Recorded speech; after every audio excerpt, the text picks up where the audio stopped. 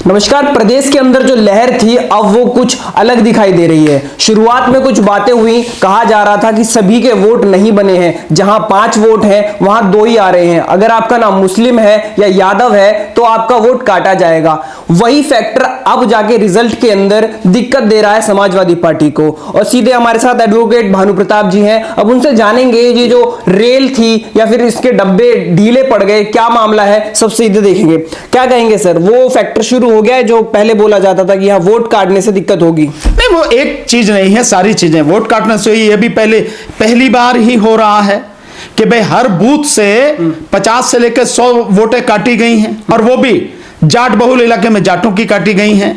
और यहाँ पे जो मुस्लिमों की और यादवों की काटी गई हैं। मतलब 3 कैटेगरी को बिल्कुल मालूम है कि भाई इनकी तो जो है वोटें अपने को मिलेंगे, इसलिए उनकी वोटें काटी गई।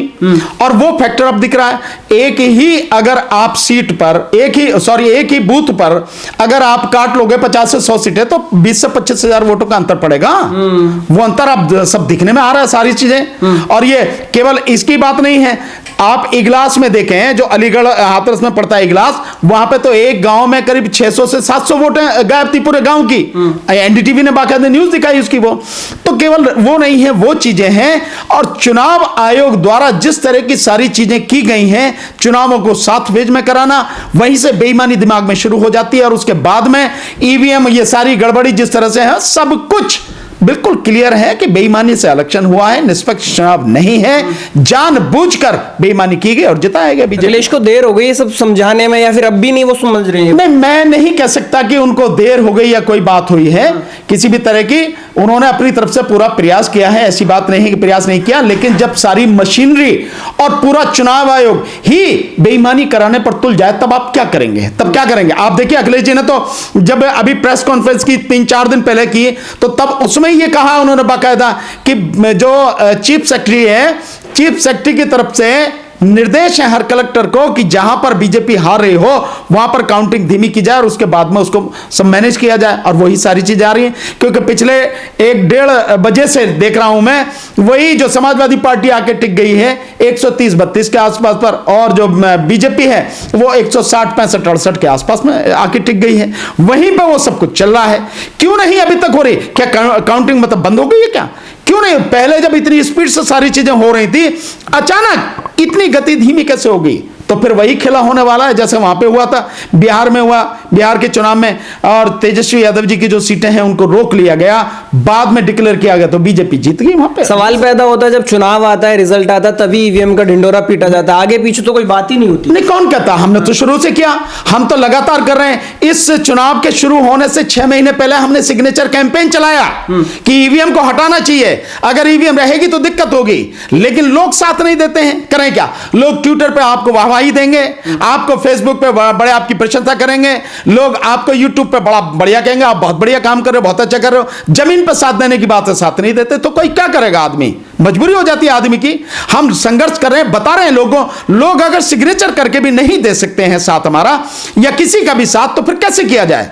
तो हमने तो पहले भी किया। उसके बाद में हम जिस दिन पहले फर्स्ट पेज की पोलिंग होनी थी, उससे ठीक पहले ही रात को मैंने 9 तारीख को रात को 11 बजे करीब मैंने अपना एक वीडियो बना के, जैसे ही इंफॉर्मेशन मुझे मिली कि कहां ईवीएम में कैसे कैसे गड़बड़ी है, वो सारी मैंने डाली बना के, बाकायदा डेमोन्स्ट्रेशन देके बताया कि किस किस चीज की हमें जानकारी रखनी, ध्यान रखना है, वो सब डाली। उसके बाद में भी जहां भी हो सकता था वहां भी हमने ईवीएम के विषय में बताया। बनारस में थे तो वहां पे जबरदस्त तरीके से बताया सारी चीजें को, किन सावधानियों को बरतना है, ईवीएम में कहां गड़बड़ी करने का प्लान है बीजेपी का, वो सबके सामने आया, सब कुछ दिख रहा है।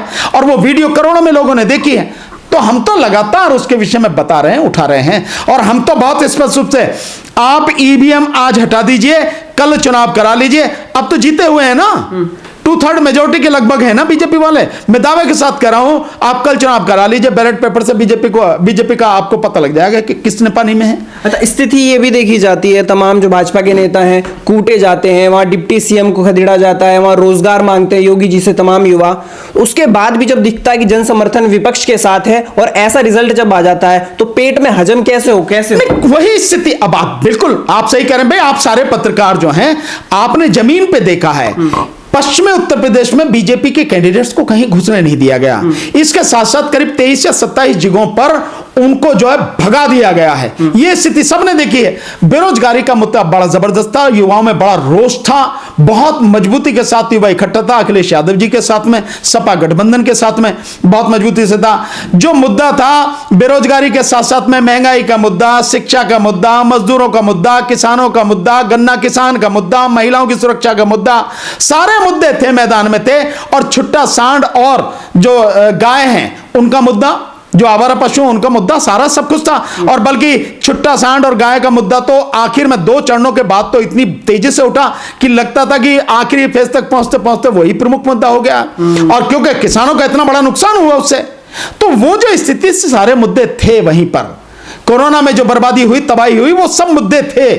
लेकिन जो जमीनी सच्चाई थी, मैं कह रहा हूं, मैंने तो कई जगह कहा लहर नहीं थी अखिलेश की, या यूं कहो कि बीजेपी के खिलाफ लहर नहीं थी, बीजेपी के खिलाफ तो बवंडर था, अंधड़ था।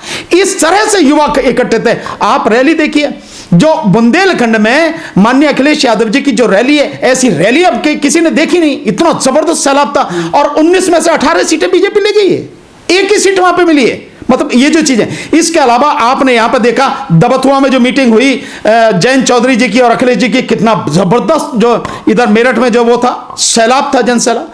सो जो जमीनी सच्चाई है, रिजल्ट उसके बिल्कुल विपरीत हैं। एक पत्रकार की छोड़ो, एक नहीं, सैकड़ों पत्रकार जो जमीन पे जो देख रहे थे, उनके सामने थी सारी चीजें। अच्छा, जो आपने रैली की बताई, एक बात बता दें, जो 7 तारीख को रैली हुई थी, जैन चौधरी तमाम गठबंधन था, वो रैली इतनी ज्यादा बड़ी थी, आज तक प्रधानमंत्री नरेंद्र मोदी की रैली के अंदर भी इतनी ज्यादा भीड़ कभी नहीं आई थी। इतना जन समर्थन के बाद भी ये सब जो हो रहा है, अब भी अगर नहीं जीते तो कब? देखिए, मैं कह रहा हूं जिस दिन बेईमानी खत्म हो जाएगी, जिस दिन ईवीएम हट जाएगी, उसी दिन जीत जाएंगे। आप आज करा लीजिए क्रांति की शुरुआत। देखिए, ये तो सबको सोचना पड़ेगा, इस देश की जनता को सोचना पड़ेगा, क्या वो अपने मत को इसी तरह से लुटते हुए देखती रहेगी, हाथ पे हाथ धर के बैठी रहेगी, या अपने को, अपने आने वाली पीढ़ी को बचाने के लिए, देश को बचाने के लिए वो खड़ी होगी, सड़क पर निकलेगी, संघर्ष करेगी? ये जनता को सोचना है, उन लोगों को सोचना है, चाहे सामाजिक कार्यकर्ता हो, चाहे राजनीतिक पार्टियां हो, छोटी या बड़ी कोई भी हो, उन सबको सोचना है कि देश को, देश की जनता को कैसे बचाया जाए। और ये जो बेईमानी इस तरह से इलेक्शन में हो रही है, इसको कैसे रोका जाए, ये सबको सोचना पड़ेगा। एक सवाल और पैदा होता है, मोदी जी जाते हैं बनारस में, डमरू बजाते हैं, ये अखिलेश आते हैं, कहते हैं हम आपको रोजगार देंगे, तो डमरू बजाना ज्यादा पसंद आ रहा है? नहीं, ये सब बेकार के, देखिए जनता को पसंद नहीं आ रहा। हम तो घूमे हैं, 9 दिन में बनारस में रहा हूं, मैं बनारस की गलियों में घूमा हूं, वहां कोई भी नाम लेवा नहीं है। आप क्या बात कर रहे हैं? तो और उस सबके बावजूद, और इतनी जबरदस्त, आप देखिए अखिलेश जी की रैली बनारस की, कितनी जबरदस्त रैली थी। इतना बड़ा मैदान, पूरा भरा पड़ा था मैदान, जिसमें ममता बनर्जी जी भी आई थी। हम वहां देख रहे हैं गली गली में जबरदस्त तरीके से लोगों में, मतलब कास्ट के हिसाब से भी देखा जाए तो वो वोटें, जिनको मैं नहीं मानता था कि ये वोटें इतनी संख्या में, वो भी वोटें बड़ी भारी संख्या में हमें मिली थी। हमने तो जमीन पे काम किया, वहां देखा। सो उस सबके बावजूद भी परिणाम बिल्कुल उसके उलट है, साफ है, इसमें कोई शक नहीं है। अब क्या लगता है, क्या रास्ता है आगे, कुछ है 2024 की, क्या प्लानिंग होनी चाहिए? बैठ के बात करेंगे, सभी साथी हैं, मैं समझता हूं गठबंधन के साथी सब इकट्ठे होंगे, बैठ के बात करेंगे, रणनीति बनाएंगे कि क्या करना है, कैसे करना है, इन सारी चीजों से भी कैसे संघर्ष करना है, कैसे लड़ना है, और देश को बर्बादी की तरफ जाने से कैसे बचाना है, सब बैठ के होंगी बातें। जी हाँ जी, भानु प्रताप जी हमारे साथ थे, और इस वीडियो में हमने यही बताना चाहा किस तरीके से यहाँ पे जो दोहरा चरित्र अब ईवीएम के ऊपर जो भी पब्लिक का कहें, या फिर ईवीएम के ऊपर जो भी हुआ है, तमाम बातें करते रहते हैं, और इसमें यही देखना जो मेन मुद्दे होते हैं वो कहाँ पब्लिक देखती है, या फिर डमरू बजाना, और यहाँ पर जो आपका मंदिर बनाम जो राशन की बात है, ये ऊपर क्यों उछला है। ये अगर आपको समझ आ रहा है तो नीचे जरूर बताएं।